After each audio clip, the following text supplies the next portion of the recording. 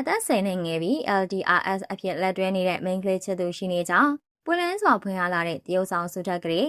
ပရိသတ်များအားလုံးပဲမင်္ဂလာပါရှင်တရုတ်ဆောင်စုထက်ကလေးကတော့သူမထက်10နှစ်ခန့်တက်တန်းငယ်ရွယ်ပြီးလက်ရှိမှာအဝေးတနေရာမှာရှိနေတဲ့ LDRS ကောင်မလေးတအုပ်ရှိနေပြီဖြစ်ကြောင်းမီဒီယာအင်တာဗျူးတစ်ခုမှာအခုလိုပဲပုံပွင့်လင်းလင်းနဲ့အေးရဲဝံ့ဝံ့ဖွင့်ဟပြောကြားလာပါတယ်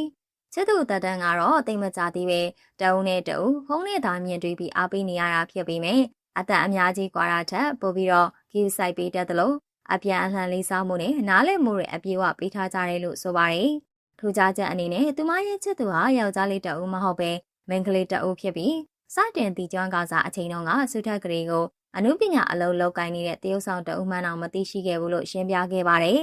အခုလိုမျိုးအဝေးမှာရှိနေပြီမဲ့လေတယောက်နဲ့တယောက်အမြဲတမ်းဆက်သွယ်မှုရှိနေပြီးလက်ရှိမှာတော့သူမအနေနဲ့အလွန်အမင်းအခြေခံနေရလို့ပျော်ရွှင်နေရတယ်လို့အရန်ဖွင့်သွားခဲ့ပါတယ်။အခြေအနေနဲ့ပတ်သက်ပြီးရိုးသားပွင့်လင်းစွာထုတ်ဖော်ပြောဆိုလာခဲ့တဲ့စုထက်ကလေးအပေါ်မှာအမြင်မတူတဲ့အချို့သူတွေရဲ့ပြောဆိုဝေဖန်မှုတွေရှိနေပြီးမဲ့လေသူမရဲ့ပရိသတ်အများစုကတော့အခုလိုမျိုးတတိရှိရှိပွင့်လင်းစွာပြောပြတတ်တဲ့သူမရဲ့ရိုးသားမှုကိုချစ်မြတ်နိုးနေကြတာလည်းဖြစ်ပါတယ်ရှင်။အခုကြည့်ရှုနေကြတဲ့ပရိသတ်ကြီးတို့ရောမင်းကလေးအချင်းချင်းချက်သူဖြစ်နေတဲ့တရုတ်ဆောင်စုထက်ကလေးအပေါ်ဘယ်လိုမျိုးမြင်မိကြသလဲဆိုတာ